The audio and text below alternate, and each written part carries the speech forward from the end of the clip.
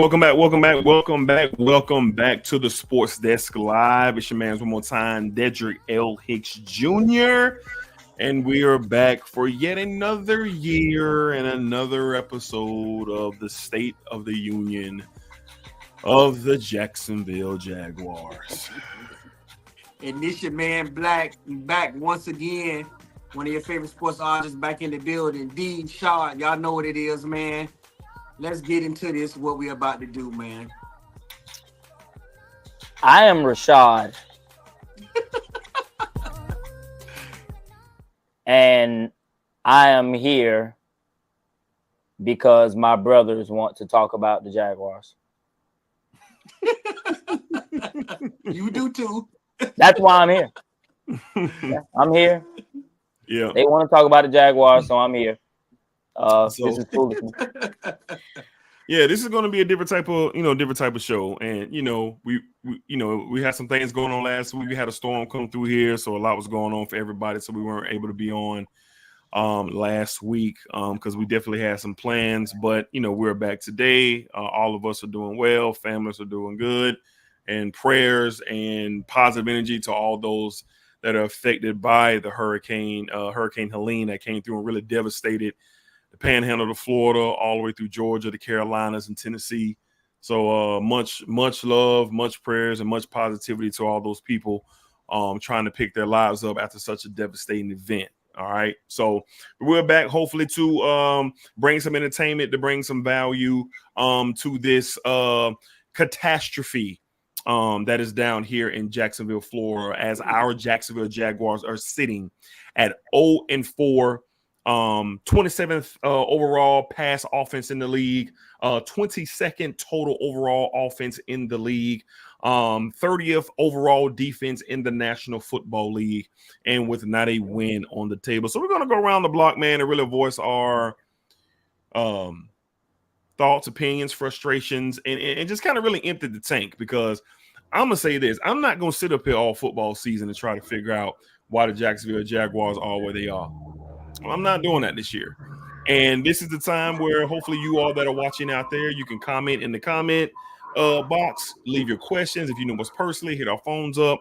I debated on having a guest on this episode, but I figured that we needed to keep it all the way 1,000 with how all of us feel. And, we'll do our best to stay on track. So that's what this is. We're not talking college football on this episode. We're not talking anything NFL on this episode. This is for the hometown folks and those who care about the alleged rise of the Jaguars that never ever got off the ground. So let's go ahead and start the block. It's only right that Mr. Moodham Chains, it's only right that Rashad starts off the show with setting us up for us to kind of talk some truths about this Jacksonville Jaguar team and organization and the city. So kick us off, Shad. Last year, after the San Francisco game, I hit the group chat and I said I want Doug Peterson fired. And D and Black said, Rashad, you got to slow down. It's one game. And I said, it's not about this one game. It's about what I'm looking at and what I've seen over the course of these first, I think that was 9 games. That lets me know that we have a stubborn coach that wants to run things his way. He does not want to run things through the team. He wants to run the things through his vision, not what's on the field. And stubborn coaches don't win. He has to be fired. I don't like being right, especially in situations like this, but I could see it. You could clearly see it last year. And the thing that's most frustrating about all of this is things that Doug brought on himself when we were just on our phones getting ready for the season last year, the opener on the Colts. And 30 minutes before kickoff, it was announced that Press Taylor is going to be calling plays this year. Nobody asked for this information. Cool. All right. Whatever. And the offense sucked. And all year long, as it progressed, and reporters would ask Doug, hey, what's going on with the offense? Is Press still calling the plays? Are you going to take over play calling because this offense doesn't look the same? And he kept telling us no. He thought Press was doing a good job. And that's when it hit me. Oh, he put this in the media because he thought that he was going to have a prolific offense and he wanted to press Taylor up as one of the guys that could potentially be a head coach. So the development of Press Taylor was taking precedence over the development of the offense, the development of Trevor Lawrence, and the development of the team. And once that happened, I said he has to be fired. Because this is the same thing that he was fired for in Philly. Fast forward a year, we're here. We're the only 0-4 team in the league. Total discombobulation from the top down. We have a GM that goes to practice with a whistle around his neck. I don't think the head coach likes that very much. So it's always tension. We got situations like your second round pick being a healthy scratch week 2 because the GM and the head coach want to have a measuring contest. These are the reasons why this team is 0-4. This is the reasons why he should have been fired. And this is the reason why we're here. And it is what it is. This is the reason why we're here, fellas. All right.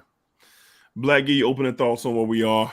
0-4, Jaguars, worst team in the National Football League by record and also by stats offensively and defensively. Well, if you would ask me in the offseason, after seeing everything that the Jaguars did to improve this team, get better, get bigger, get faster, get stronger, you would have thought this would have been a much improved year. But for some reason, that's not happening. And it's a lot of questions have to be had, and a lot of conversations that have to be had. And because this right here, this product that's on the field, the product on the field and behind closed doors in the building, man, it don't look good. As a fan, you feel bad because you want to see the Jaguars do well because we seen when this team can play great football what they can do. I don't know if we just struck lightning in a bottle or what, but we were playing some really good football 2 years in a row. For some reason, last year, after all these injuries, everything just went downhill, and it's still like that. And I'm like, okay, well, was it really more than just the injuries? Because it's still in the dumps now. You got better players on the field. You got better weapons around Trevor. And it's still not working. And earlier Monday, when we were talking Sunday, I was really hard on Trevor, and you still gotta own some of it as well. But as a coach, you have to develop this guy. He's the most important. He's the highest paid. He's the face of the franchise. He should be the priority. He should be the priority, not your freaking offensive coordinator who is ass. I really don't understand. The development of your franchise quarterback should be what's important in winning football games. That's all we want to see is a good product on the field. It's crazy that we had to literally sit last night and see how good Tennessee look, and I'm not even sure if they're a really good team, but they looked good enough last night to win. Yep. They did something right to put it all together and win. Jacksonville is not doing that. I hear the numbers that you throwed out there, D, where they ranked at, and it's very deserving because they suck. Yep. Both sides of the ball. They suck on both sides of the ball. Yeah. The new defensive coordinator, when they put the camera on him, he look like he don't even know what's going on out there. And the thing that really pissed me off, and I'm sorry, D, and I'm sorry. No, the thing that really pissed me off was how, Doug, how can you get in front of that media and that camera, look them right in the face and say you felt like Press Taylor did a great job? Are you an idiot or what? As his boy. How do you get in front of a camera and say that?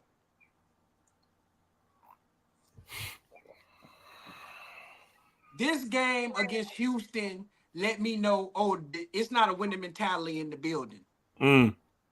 It's not a winning culture in the building. Jacksonville had numerous opportunities to put this game away. Yep. And couldn't get it done. I'm not going to sit here and blame it all on Trevor, which he hold apart because he's making $55 million a year. Got to take some type of accountability here. But the bulk of this D is on the coaching, the GM, just like Rashad said. They in the dick swinging contest. That's what it is. I didn't want to say that, but that's exactly what it is. And this is ridiculous, D. Like it sucks that we have to sit here as Jaguar fans. And don't get me wrong, we're not biased by any means. But real is real, bro. Like, come on, man. We just want to see the Jaguars put a winning product on the field, and nothing about this says winning. And I'm tired of hearing the same thing every week. Oh, we're going to improve upon this. We're going to come out this slump. Win. Yeah. Something has to be done, and something has to be done now. Whatever that looks like, that's what needs to happen, D and Rashad. I'm fed up with it, man. I just want to see some good results, and I'm tired of seeing. I feel the same way I felt when Urban Meyer was here. I'm back to feeling that way. And I thought I'd never feel that way again once we hired Doug about the Jaguars. Yeah. I thought Doug was the answer for this team, but obviously we don't know if that's to be true. Yeah, and I'm going to pick it up from there. We know. We all know now. So I want to apologize to Rashad for having the foresight of this last year. Because just like most of the city of Jacksonville, all the fans and supporters of this team, you got a great taste during that magical playoff run that the Jags had, that a lot of potential was there for this team to really be just viable as a top 4, top 5 team in the AFC and competing at that time with Herbert and Mahomes and Lamar. We felt good about Trevor with him having the opportunity to really show what he could do talent-wise. We know he was still developing into a leader coming off that hellacious year with Urban his first year. But in that second year with Doug, you kind of saw that Trevor can be that beacon of light and that beacon of hope and represent the city well. We saw that.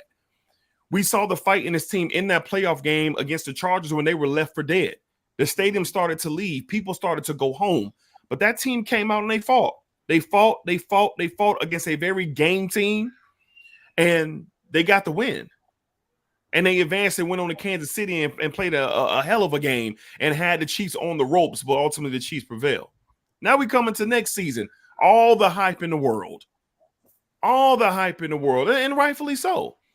We all know what happened last year. 8-3, Niners come to town. The season is over after that. Injuries and more kind of scratch your head moments started to surface. Okay, we get to this year. We got a reset here. Trevor got paid. Allen got paid. We brought some good pieces in. Defensive lines and the linebackers, that front seven should be one of the best in the league. There's a lot of positives about this team, but then we blinked 2 times and now we're 0-4. So I want to start there. I watched all 4 of these games, and I'm a different type of analyst when I watch the game. I don't really pay attention to the noise of people in their feelings when they're watching the game. It comes with it. It's sports. We're all fans, right? But as you watch the game, and then I go back and I watch the game again on Tuesday or Wednesday, there's this channel on YouTube where they just kind of show, like, and they speed up the game with the plays. They speed it up. They kind of show you how the efficiency of the offenses are being called. And for the life of me, I really feel that Doug Peterson either is 1, trying to throw the season, or 2, he wants to be fired, or 3, he really thinks that Press Taylor has a dialed-in ability to raise this team from the dirt where they stand. I want to go to the final drive of the game where the Jaguars had the lead. We have the lead. You have an opportunity to kind of move up the field and control the clock. Bigsby and ETN solid running the football that day. Offensive line was getting pushed on that very good Houston, Texas defensive front, really creating opportunities for the Jaguars to just kind of go down the field, make them kill their timeouts, and win this game. But it was 3rd and 5 or 3rd and 6. I forget what the down was. It was 2nd and 9, D. So, excuse me, correct. 2nd and 8, 2nd and 9. Trevor drops back. Not for a dink to NTN to see if it's a safe pass to get up the field. Not to a dink to Gisby to see if he can take it and get up the field. It was a real-life drop back, look off 1, look off 2, and then throw it to 3. I said, okay. Scratching my head. Then we come back, same scenario, but it's 3rd down now. Now you're in a situation where Press Taylor has put this team in a position to lose the game. So now all the momentum is with Houston. This is the National Football League. Who's smart in the building? Who's the adult on the Jaguars coaching staff? Who is the guy that's going to kill what Press called on 2nd and 9? Who's in charge here? It's you, Doug. Yep. You're in charge. I get the fans jumping on Trevor. Look, he bears responsibility, yes. But the one thing that Herm Edwards said on SportsCenter last night, and I was so glad to hear it, you cannot, in any way, shape, or form, expect a productive offense if you can't call efficient plays. Offenses have to be in rhythm. Yeah. Let's go back and rewind to the Super Bowl with Patrick Mahomes when he was down 3 against the 49ers and took it to overtime for 90-something yards. You want to know why he was in rhythm at that point? Because he had a head coach who understood that I had to start this rhythm in the 4th quarter while we were coming back. So now Patrick has all the determination in the world because why? He's confident. Trevor doesn't look confident. The offense don't look confident. No one looks confident. Everybody's looking confused, and that's because of you, Doug. You're driving the car. You have all the ability in the world. You have a Super Bowl ring, but you still calling plays from when you won a Super Bowl back in 2016. Yep. This is absurd. So now I feel like this team is not being led, and that's my issue. You can go out there and go to war and lose by 3, and it could just be one of them seasons where you're like, damn, but these boys are good, but they just can't. They're trying to give it a hump. That's not what Jacksonville's doing. Oh. Jacksonville ain't doing that. So I'm going to pause my part here and kick it back to Rashad, but I want to say that, ladies and gentlemen in the city, take a long look, do your research, educate yourself on what's happening with this coaching staff. The person that stands in front of the media after the Jaguars have lost 4 consecutive games and says, hey, we called the plays and we called a really good game, but the players got to play? The only game of the season where I give Doug the rope on that is the Miami Dolphins game. That's the only game. Because the Jaguars dominated that game for 3 quarters. For 3.5 quarters. Yep. And then the wheels fell off from turnovers and looked like missed assignments. But then nothing got cleaned up going into the Cleveland game. And now, what do I see? Trevor being smacked in the mouth every play. That hit that he took, that first pass in the first quarter, why is that happening? Hey, man. We're not getting pressure up on the defense side. Mr. Hines Allen, where are you at? I can tell you where he is, D. Give me 1 minute. Give me one more minute. Give me one more minute. I'm sorry. Go ahead. It's a combination of everybody. Yeah, the players get paid to play. But wow, the coaches get paid to lead. Yep. And we're not being led. So now you're on 4. We're on 4. Now the city is back on the stool. the laughing stock of the league. But this one hurts a little bit more. You want to know why this one hurts a little bit more than the Urban years, a little bit more than the previous seasons? Because in the past, we knew we wasn't good. Yeah. We know there was no hope. We knew there was nothing about Jacksonville that was going to push a winner. We knew that as a city. This hurts because we have what it takes to win. Mm-hmm. Rashad, back to you.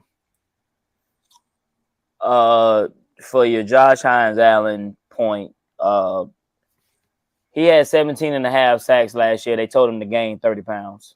Hey man, what do you want him to do? There's no reason why if I have a career year, you tell me to do anything different than what I've been doing. They buy into everything. So if you tell me to gain 30 pounds, I'm gonna try it out. Yeah, I'm gonna do it. That you just paid me $150 million.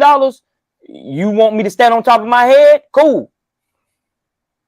But you see that he's a tick slow. Yep.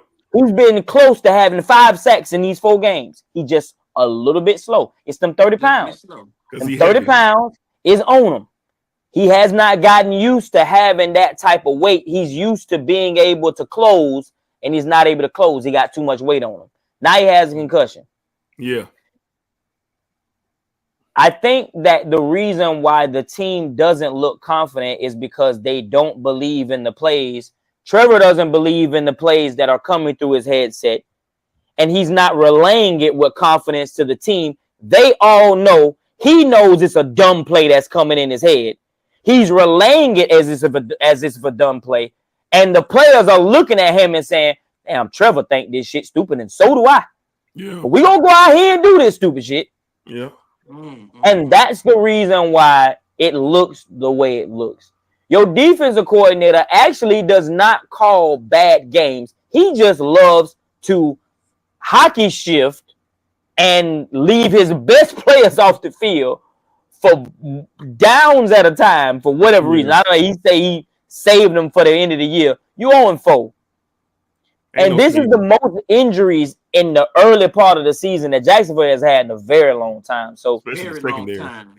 Especially in the secondary. I mean, this team's so hurt up right now, it's ridiculous. And the defense still is not giving up a lot of points in every one of these games except for the Bills game. But those other 3 games, the defense played winnable football. They did. They did. I'm sorry. The defense is not the reason why this team is losing games. You're losing games because you get the ball on your 2-yard line, and you call a 60-yard route down the field as your primary, and then you don't give your quarterback an outlet. So it's either a touchdown or a safety, and we all know what the result of that play was. You just don't call football plays like that. You don't do it, especially when your line is playing bad. What I will say that in the Houston game, that was the best the line played. Yeah. Against probably the best defensive line that they played all year. Hunter and what's that? I forgot what it Will Anderson. Will Anderson. They did nothing in that game. Nothing. Not one thing. Nothing. And you average 6.6 yards a carry, and when the game is on the line, you throw the ball twice, and they have 2 timeouts. That's crazy. What are we doing? God dang it, man. What are you doing? There's no reason, but you called a good game. You feel like that's a good game. Crazy. 6.5 yards a carry. And you was averaging 6.5 yards a carry. Hold it. I give you one better for the one who called a good game. Bigsby runs a 60-yard. He had a 60-yard run. I'm gonna ask my 2 co-hosts, what usually happens when somebody runs for 60 yards? They come out the game. They gave him the ball twice after that. He stayed in the game. They gave him 2 carries. Yeah, his tank on empty. He need to come out. But you called a good game. Well, I got some breaking news here while we're recording. What's that? Right here. I just seen it too, bro. Bleacher Report And beat writer for the Jacksonville Jaguars, Jordan Schultz, is reporting of team grumblings that Doug Peterson has lost his locker room. Oh yeah, you think? This is a budding story here in Jacksonville as the wheels are starting to turn.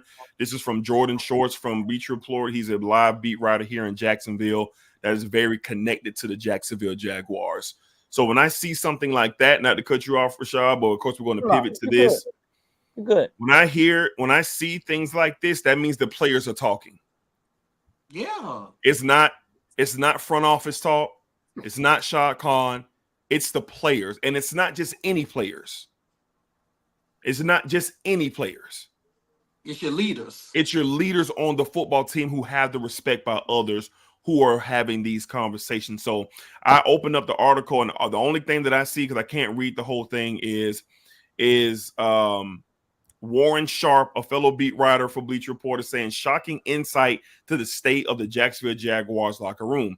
I've talked to a few guys that are leaders in the locker room over the past 2 weeks, and they have told me that Doug Peterson's respect is gone in the locker room, in all caps.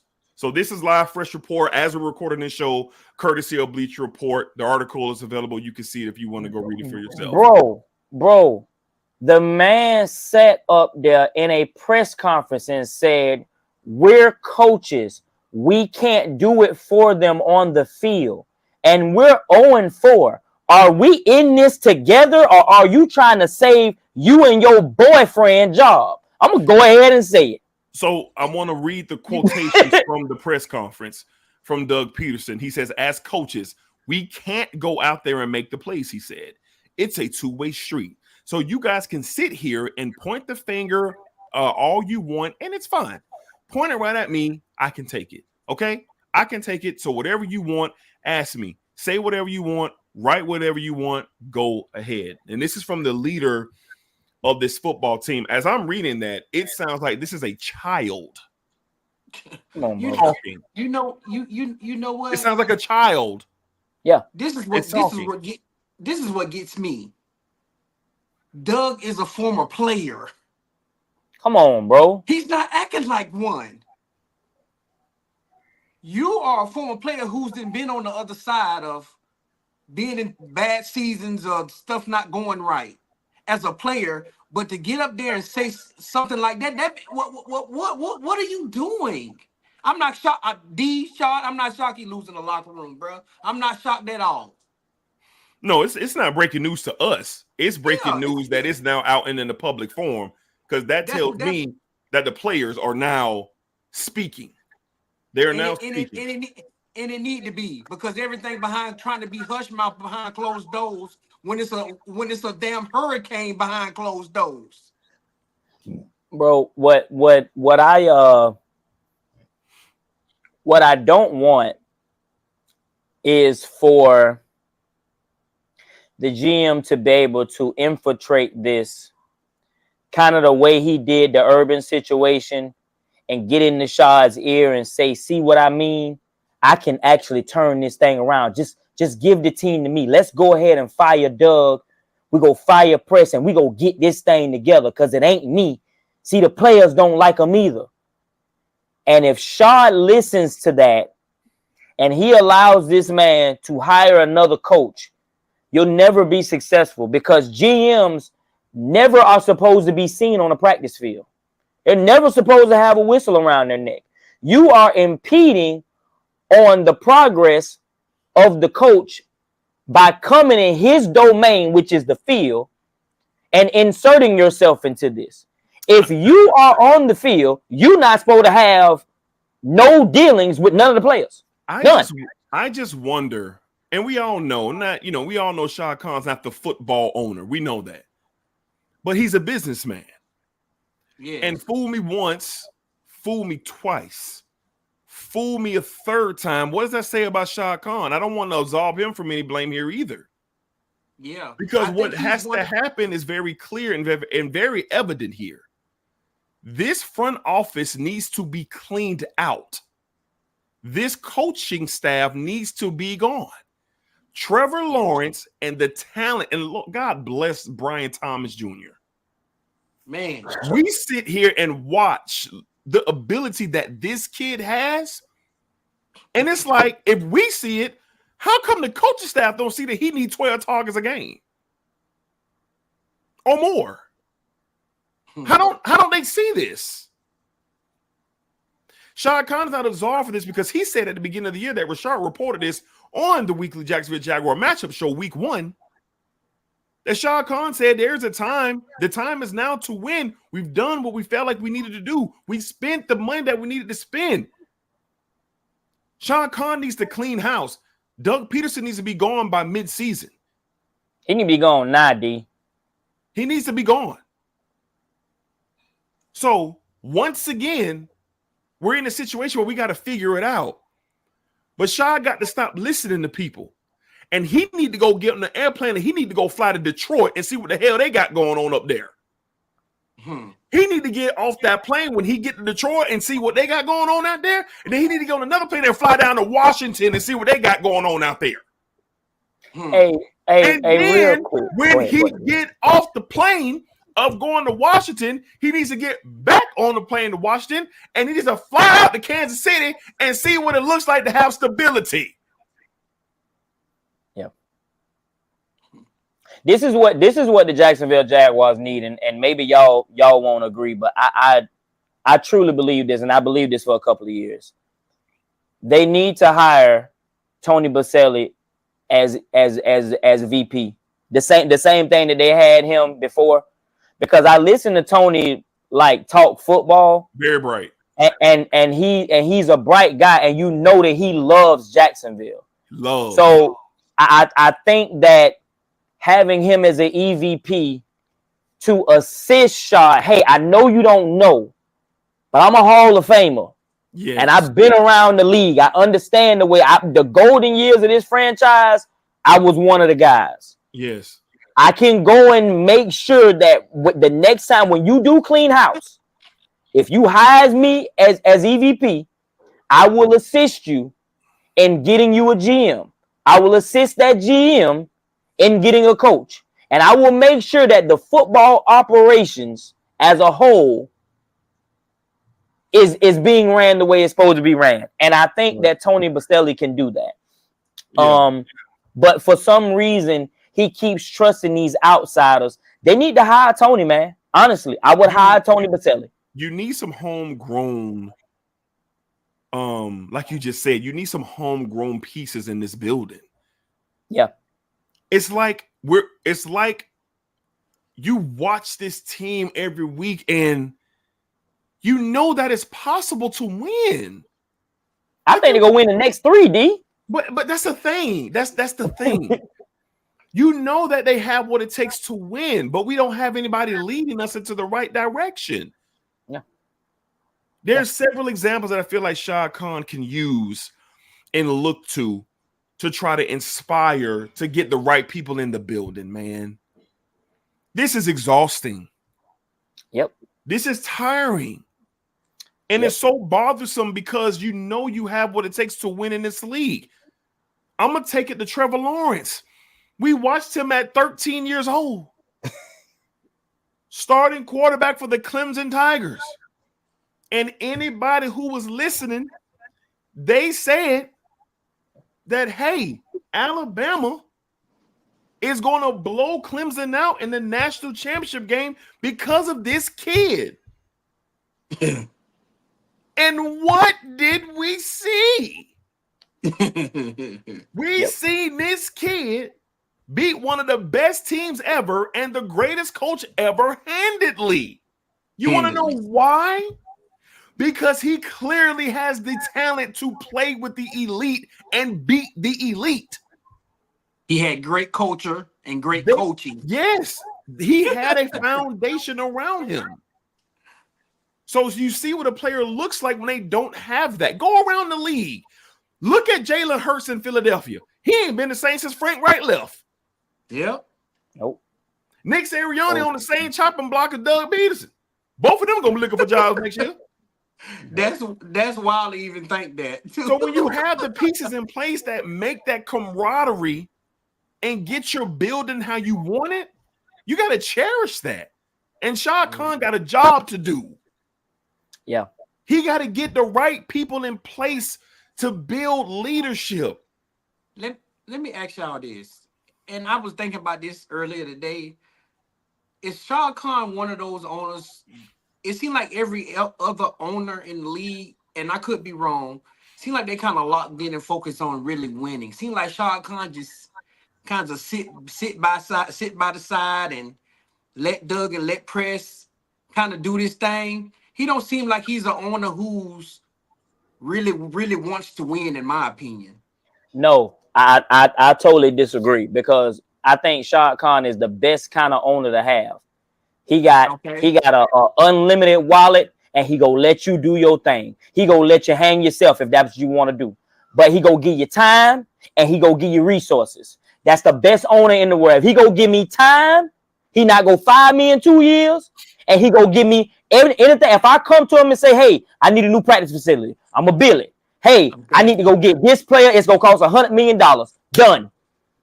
Most owners in the NFL don't have both of them. They go fire you quick and they go be cheap. Shad ain't never been that. Shad's whole thing is, hey, I don't know. Okay. So I'm going to hire you, and I'm going to give you every opportunity. The Jaguars have spent the most money in the NFL since Shad has been the owner. He's not a cheap owner. Got you. He tries, man. That man try. He just has nobody to guide him in making the right decisions, because I promise you, once Shad Khan get the right head coach and GM combination, the Jaguars will be a dynasty, because he goes spend every dime to make it happen. He just haven't got that right. He haven't got that right. Do y'all think that he realizes that now? He's always realized it, Black, but the problem is he's a great owner, man. That's a great owner, man. Giving a man time and resources is the only thing that I can do as an owner. He's not a football guy. No, he's not a football guy. He's not. He don't come from the aura and the respect of the game. And a lot of these guys that are owners in the league, they have these embedded roots in these organizations, and they've been around the world. Shad Khan is a baby compared to all these guys when you talk about NFL ownership and NFL participation. This is a businessman. And then some of these owners seem like they get it right the first time they doing it. Some of them do, some of them don't. But I would have never thought that the way Washington was going, that they would have been clicking like this. So no, I saw that coming. Because you know why? I seen the part with Magic Johnson and that group becoming owners. I was like, okay, this is cool. I like the way they doing this, them becoming owners, and then them going out. I think it was they used like an NBA GM to help with the coaching search, and then he was helping with something. The old Warriors. You saying with everything that Rashad is saying. You got to get the people in the building. Who are the smart people? As long as he's been the owner, why hasn't he been able to find that? I think you're making it like it's supposed to be easy. No, I'm just saying. I feel like it's been enough time. It hasn't. Enough time. He's not a football guy. He's not. Okay, he doesn't have the football. He doesn't have the people in the building with IQ. The Washington Commanders did what they did because they went and got winners that are around the world who knows what it takes to win. Who in the Jaguars front office knows how to win? Nobody. Exactly. So you got to have guys in the building that know how to win. And why we don't have these people that don't know how to damn win? He don't. That's what I'm saying. He doesn't understand. This is the reason why I'm saying they need to hire Tony Baselli. I honestly think that if the Jaguars were to hire Tony Baselli in that official role, a lot of these things will be alleviated. He'll have somebody who he trusts that will tell him last year after the 49ers game, hey, Shad, this is what I see. And when he put on that gold jacket and he say, hey, Shard, this is what I see. That's a different level of respect, dog. It ain't that many people with a gold jacket. It's a different level. So you got a man with a gold jacket that can come to you and say, hey, I've been in these situations and I'm one of the best. And I love this team and I understand football. This is what's going on, Shard. This is how you rectify that. As a matter of fact, give me the control of football operations. I'll come to you when I need some money. You can go back to London or wherever you is making your business dealings. You ain't got to worry about this here, dog. I got it. I'll check in with That's you. what he needs. Yeah. That's what Shard needs. And I think as we round the corner of this episode, and there's so many different pieces in place. We started off with Doug. We started off, now we're talking about ownership. We talked a little bit about Trevor. I just think that, again, the moral of this story is who's leading the way. You clearly have a head coach who does not want to accept any type of responsibility. He wants to deflect. Press Taylor, I don't even know what he sound like. I don't know what he even sound like. Where he at? Clown. That's a clown. That's I don't what even know where like. he's at. And then poor Trevor, he got to go up to the podium already feeling deflated, deflated, and uninspired. He's the one standing up, looking at everybody. And I said, man, just put it on me, man. I respect somebody that's down in the dumps, that's not running from it, man. I'm gonna say, well, Doug Peterson is a coward. He is, Always and you know they really had the nerve. He's acting cowardly. Yeah, and they really had the nerve to talk about, man, on the radio today. Man, I don't know what it is, Trevor, having a baby on the way or under the pressure of stop it, man. What are y'all doing? Stop it. People have babies every day, man. People have babies every day. Tom Brady had a baby.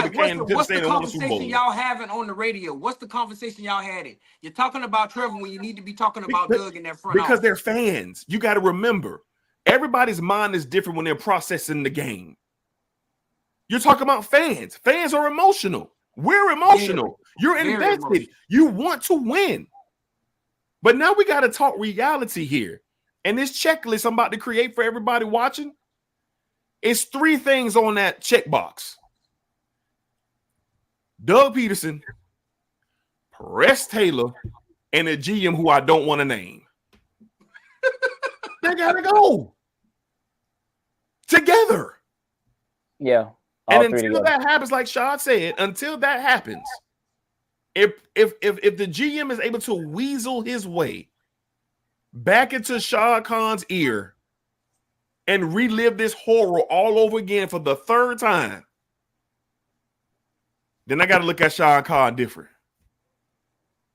I got to look at him different. I think this is what I will say in closing for me, fellas. Doug Peterson is not a bad coach.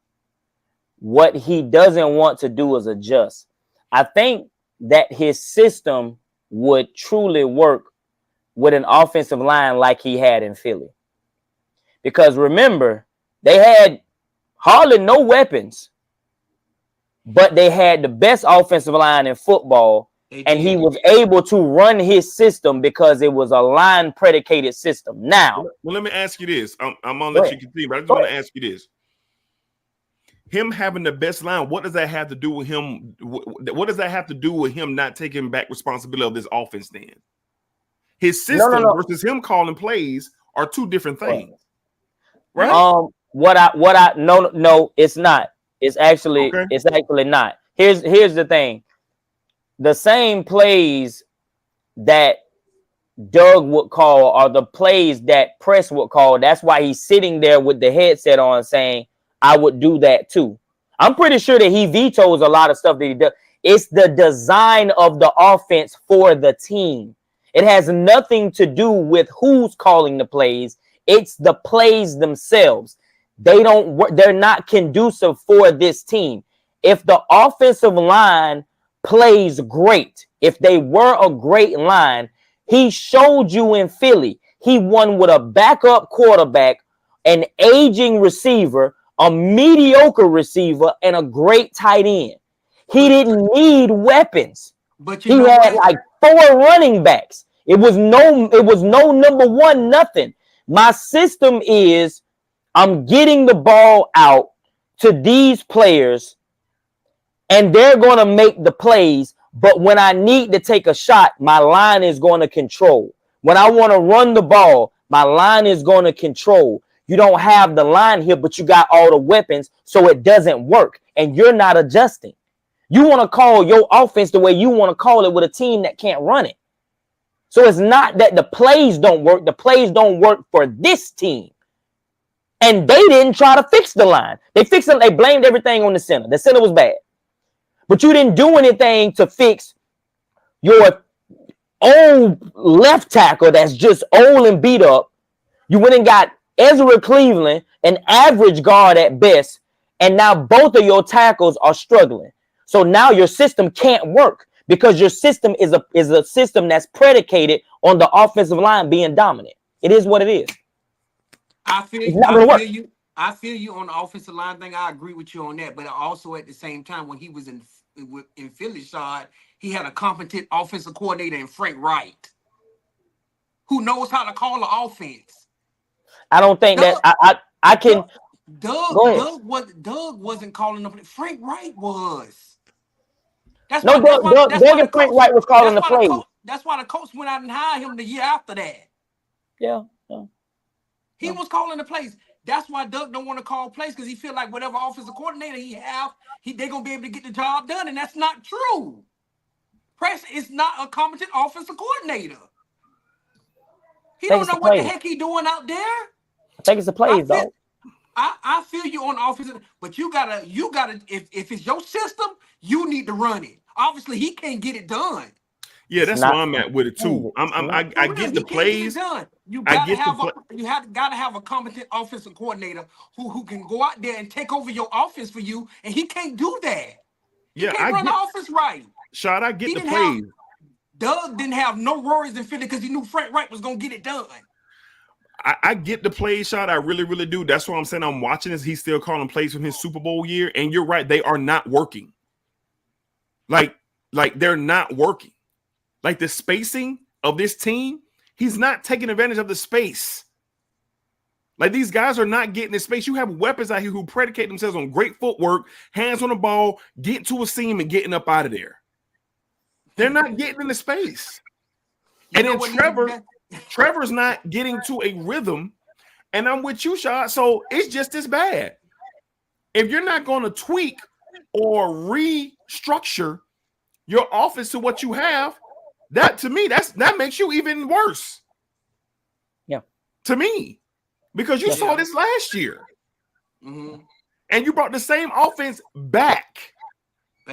We're waiting on this team to be in space. So you can send BTJ, so you can send Christian Kirk up the field like they was doing when Dallas came down here on that fake for Saturday. Trevor was dropping back 4-5 wide. Let that thing go. For real. Yeah. Quickly, but too. Now we're bink. Now we're in 3rd and 7. Let's take a shot. We punt the ball. Now the team is down. The other team has good field position. Offensive line look worse. So worse. I just think that the reporting that is coming out of the locker room that he has lost this team, it's not a surprise to us. It's only going to get fired tonight, y'all. It's only getting worse. I think he'll get fired tonight. That's something. They ain't gonna do it. Shaw, they ain't gonna do it. Don't even put that out. They not gonna do it. Here's what I'll tell you. I don't know if y'all remember, but Urban Meyer got fired at like 11:50 at night after a report came out on a Tuesday. It was on a Tuesday. After a report came out about him kicking the kicker, he got fired at 11:50 at night. I was at work. That's how I know.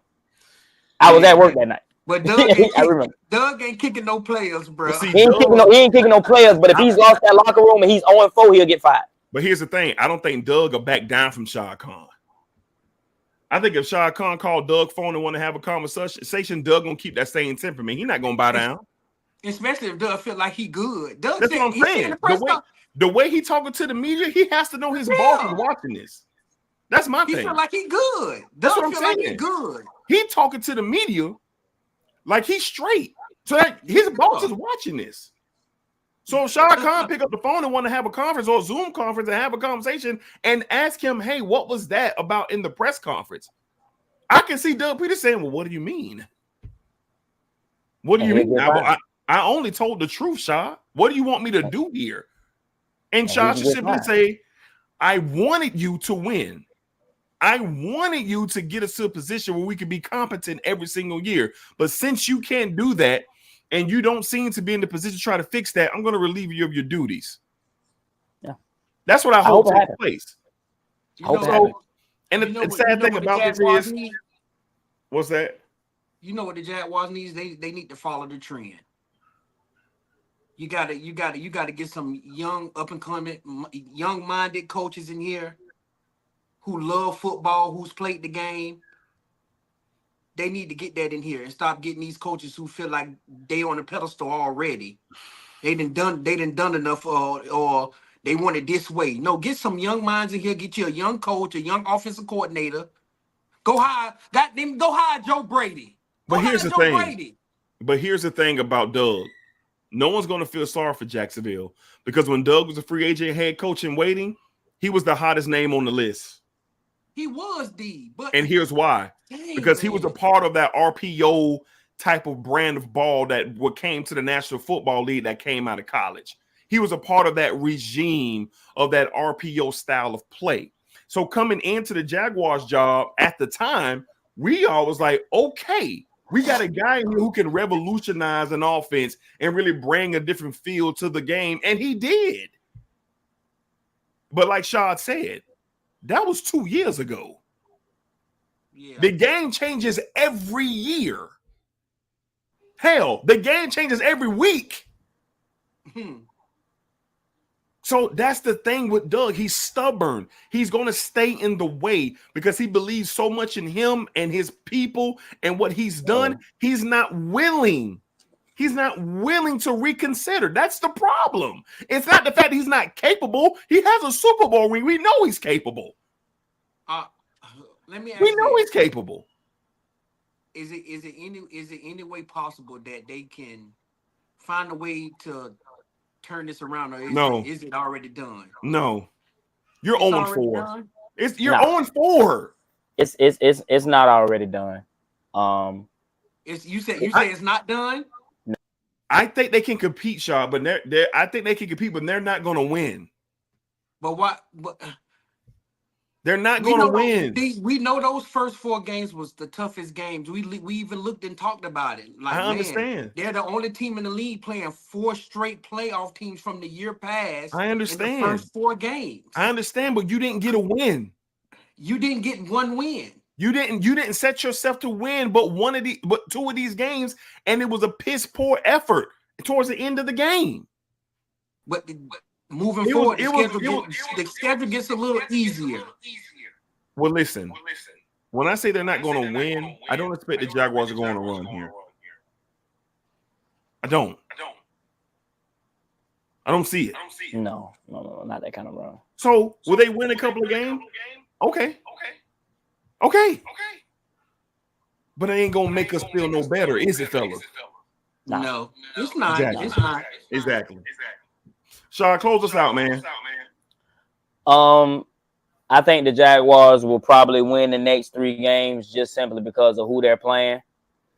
But when they come back from Green Bay, if Doug doesn't get fired tonight, he'll get fired the night of the Green Bay game because they'll go 3-4. You gotta think about it. I mean, the whole team hurt. You already know how they play in London. They can win both of them London games against inferior teams, and they'll come back and play Green Bay, and they'll probably get blowed out. Green Bay will be in a rhythm. Love will be back in a rhythm. He had a couple of games under his belt. I know he struggled Sunday, but they'll come back and get blowed out at home, and he'll get fired then if he doesn't get fired tonight. So I'm looking forward to that because we got business to take care of for the rest of the year.